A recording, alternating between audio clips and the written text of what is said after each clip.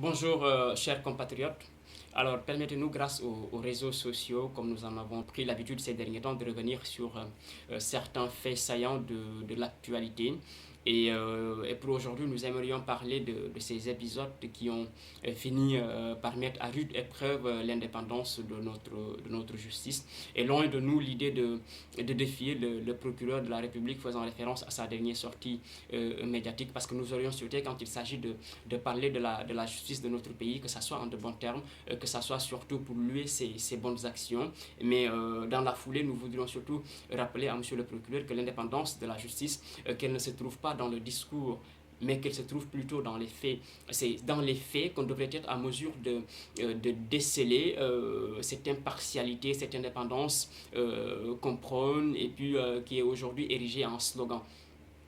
Et partant de là, nous voudrions surtout rappeler que c'est aujourd'hui d'ailleurs sur une super position d'événements, de faits, que beaucoup se permettent d'avoir un œil critique sur la justice de notre pays. Et je voudrais prendre pour exemple les dossiers de l'OFNAC, les dossiers de l'IGE, des rapports qui sont là depuis 2013, donc après la cession du président Macky Sall à la magistrature suprême, et des dossiers qui épinglent des autorités pour mauvaise gestion, détournement de deniers publics, malversation financière, et qui concernent aussi bien des autorités de l'ancien régime que des autorités de l'APR ou encore des alliés au président de la République.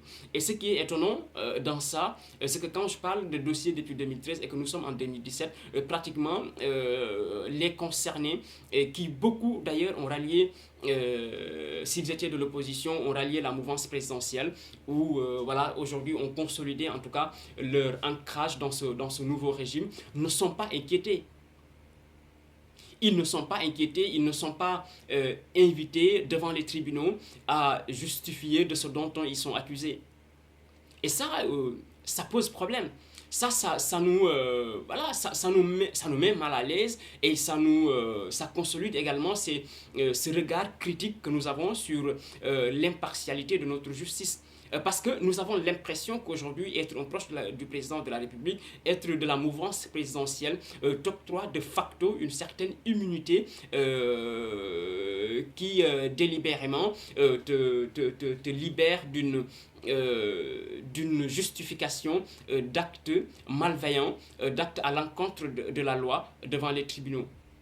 Et au même moment ou parallèlement, d'autres également sont, eux, invités à justifier de ce dont les autres sont accusés et qu'ils n'ont pas justifié. Je donnais comme exemple Khalifa Sall.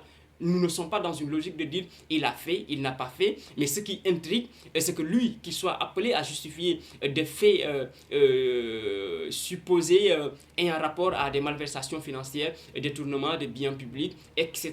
Et que d'autres l'ont été, proches du président de la République, et n'ont pas été invités de la même manière que Khalifa Sall à justifier de ce dont ils sont accusés. C'est là où ça pose problème. C'est là où nous avons l'impression qu'il y a une justice à double vitesse, dès lors que Khalifa n'est plus de la mouvance présidentielle, a des ambitions présidentielles, s'est démarqué du leader du Parti Socialiste ou du secrétaire général du Parti Socialiste qui lui est dans la mouvance présidentielle.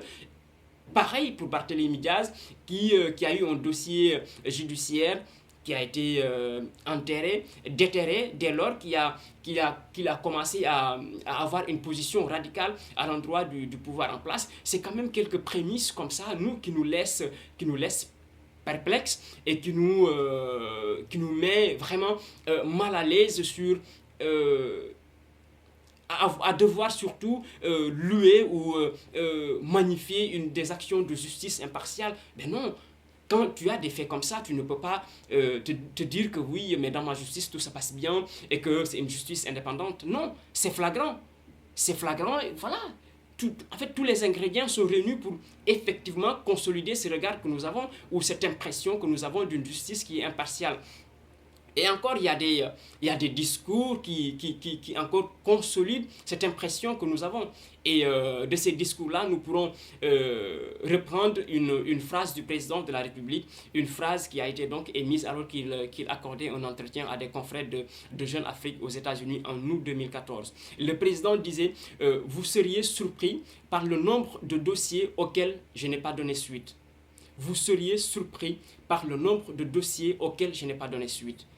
Et de là surgit des interrogations.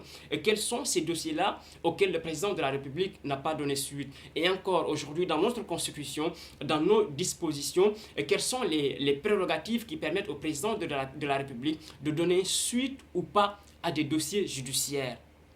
Et quand il y a des dossiers judiciaires qui n'ont pas connu de suite, qui sont ceux qui sont concernés et dont les dossiers judiciaires ont connu une suite? Et si aujourd'hui Khalifa est devant les tribunaux, c'est donc parce que le président de la République a donné suite à ce dossier-là. Et pourquoi, de la même manière, les autres dossiers n'ont pas connu une suite? Et quand un discours pareil est émis par le garant de cette indépendance de la justice-là, que ne nous empêche pas, excusez-moi, d'avoir, de critiquer ce qui se fait et d'avoir un regard critique et de dénoncer surtout ce que nous considérons comme étant une justice à double vitesse, une justice pour ceux qui sont au pouvoir, une justice pour ceux qui sont opposants ou une justice pour ceux qui sont loin de plaire au président de la République ou en tout cas de plaire à la mouvance présidentielle.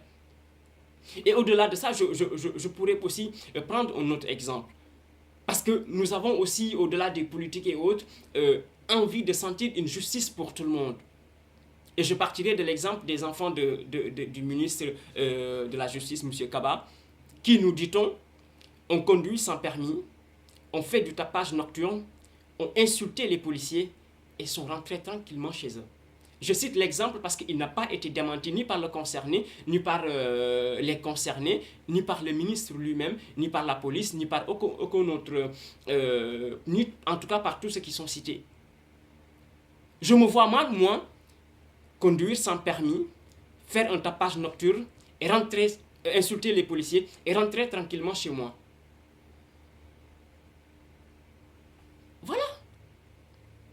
Aujourd'hui, c'est tous ces ingrédients-là, c'est toute cette confiture-là qui fait que nous sommes mal à l'aise à vouloir louer des actions de la justice, à faire semblant qu'il y a une justice pour tout le monde alors que ce n'est pas le cas. Et partant de là, nous voudrions dire aux autorités judiciaires que nous sommes des milliers de jeunes de toutes générations confondues à vouloir être magistrats, à vouloir être juges, à vouloir être en tout cas hauts fonctionnaires dans le ministère de la Justice, mais que vous avez été plus méritants, vous avez été plus intelligents, vous vous êtes donné plus que nous, vous aviez emmagasiné un capital intellectuel qui vous a permis d'être à ce rang-là. Et de la même manière, d'ailleurs, le pouvoir a fait également, le régime ou la République a fait de vous également des fonctionnaires enviables. Vous êtes logés, vous avez des voitures de fonction, vous avez des indemnités, vous avez de bons salaires, vous travaillez dans des bureaux climatisés, certains d'entre vous ont des gardes du corps. Et par conséquent, vous êtes également redevable qu'à la République.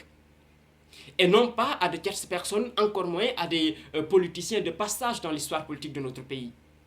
Nous sommes au regret de vous rappeler ce principe-là parce que vous le savez mieux que nous.